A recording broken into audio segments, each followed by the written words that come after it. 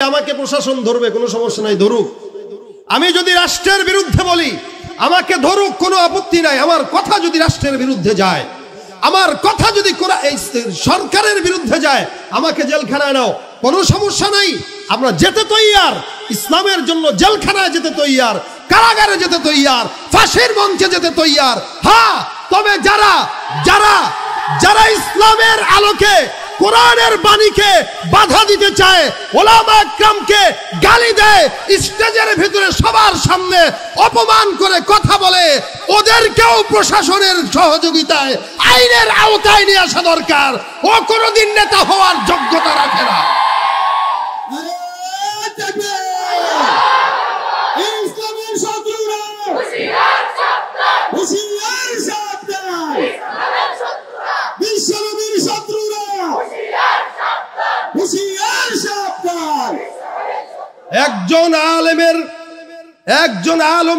আলেমের উপরে উঙ্গুলি উঠানোর দ্বারা গোটা আলেমের উপরে তার উঙ্গুলি উঠানো হয়েছে। শুধু আলেম নয়, মুহাম্মদুর রাসূলুল্লাহ সাল্লাল্লাহু আলাইহি ওয়াসাল্লামের উপরে তার আঙ্গুলি উঠানো হয়েছে। যে আঙ্গুল মুহাম্মদের উপরে উঠে, ওই আঙ্গুল আমরা দুনিয়াতে দেখতে চাই না। ভেঙে দেওয়া হোক, ভেঙে দেওয়া হোক, ভেঙে দেওয়া হোক। ভাইয়ারা আমার, এই সমস্ত কুলাঙ্গার, এই সমস্ত দু একটা কুলাঙ্গারের কারণে সরকারের মান ক্ষুণ্ণ হয়, রাষ্ট্রের মান ক্ষুণ্ণ হয়, জাতির সম্মান নষ্ট হয়, আলেমদের সম্মান নষ্ট হয়। এই কারণে চেহারা যেন মানুষ না বুঝে, মুখ ঢেকে এসে তারপরে আলেমকে গালি দিয়েছে। চেহারা যেন না বুঝে, তোর বাপের বেটা সাহস থাকলে চেহারা খুলে তারপরে গালি দিতি। কি গালি দিয়েছে দেখেছেন আপনারা? ওই গালি কোনো মুসলমান দেয়? রাসূল বলেন, ইদা হাদ্দাসা কাযাবা ওয়া ইদা ওয়াদা আখলাফা ওয়া ইদা তুমিনা খানা। তারা যখন কথা বলে মিথ্যা বলে। মুনাফিকদের আলামত হলো ওরা কথায় কথায় গালি দেয়। কথায় কথায় কি দেয়? গালি দেয়।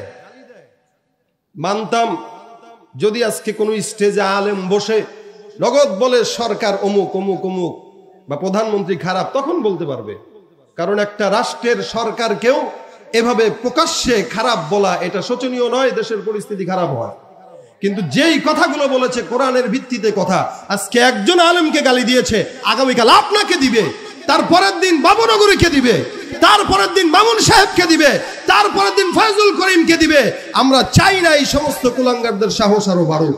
যারা সম্মান নষ্ট করে, দেশের সম্মান, ওলামা একরামের সম্মান দিতে জানে না, ওর নেতা হওয়ার যোগ্যতা নাই, ওকে পদ থেকে বাতিল করা হোক, ওকে শাস্তি দেওয়া হোক। এটা আমাদের দাবি, মুসলমান হিসেবে, ইমানদার হিসেবে দাবি।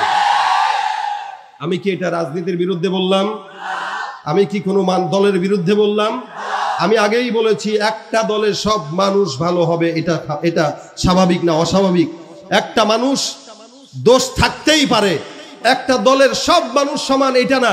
আমরা হুজুরেরাও সবাই সমান না, ভালোও আছি খারাপও আছি। তবে যেগুলা খারাপ ওগুলার তো সাইজ না করলে বলের হুজুরের বদনাম হয়, যেগুলা খারাপ ওগুলার সাইজ না করলে দলের বদনাম হয়। সুতরাং দলের বদনাম আমরা করতে চাই না, আলেমের বদনাম করতে চাই না। অপরাধ কেউ যদি করে, যত বড় হোক না কেন, শাস্তি তার পাওয়া দরকার।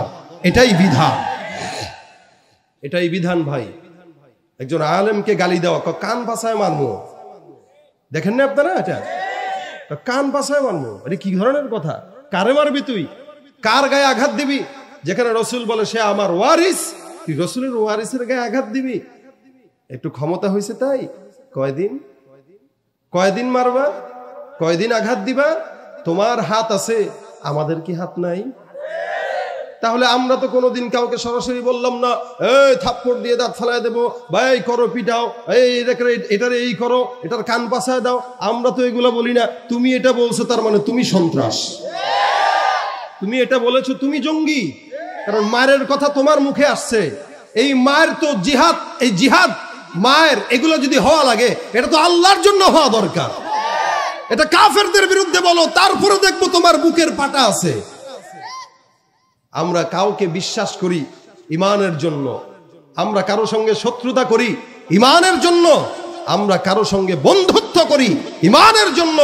রাসূল বলেছেন, আল হুব্বু ফিল্লাহ ওয়াল বুগদু ফিল্লাহ। মারামারি যদি করা লাগে, আল্লাহর জন্য করো। কাটাকাটি যদি করা লাগে আল্লাহর জন্য করো, বুকে যদি জড়ায় ধরা লাগে আল্লাহর জন্য ধরো, এর বাহিরে কোনো কাজ মুসলমান করতে পারে না। আল্লাহ ওরে হেদায়েত দেখ, বলেন আমিন। হেদায়েত যদি কপালে না থাকে আল্লাহ কি করবে, এটা আল্লাহর কাছে বিচার দিয়ে দিলাম।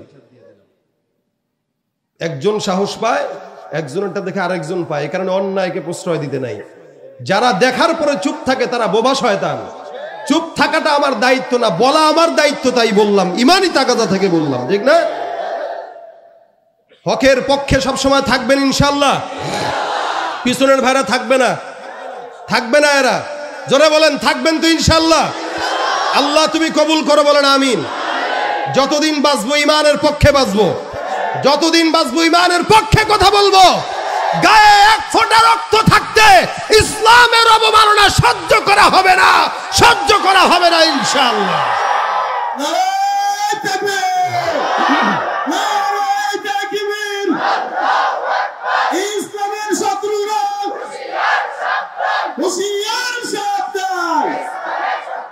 আলেমুল উলামার শত্রুরা হুঁশিয়ার সাবধান, হুঁশিয়ার সাবধান। ওয়াজ মাহফিলে অনেক মানুষ বাধা দেয়, আলোচকরা উঠলে হুজুর সব বলেন, এটা নিয়ে বলেন না। কেন? হুজুর কোরআন হাদিস থেকে বলবেন, এছাড়া বাহিরে বলবেন না।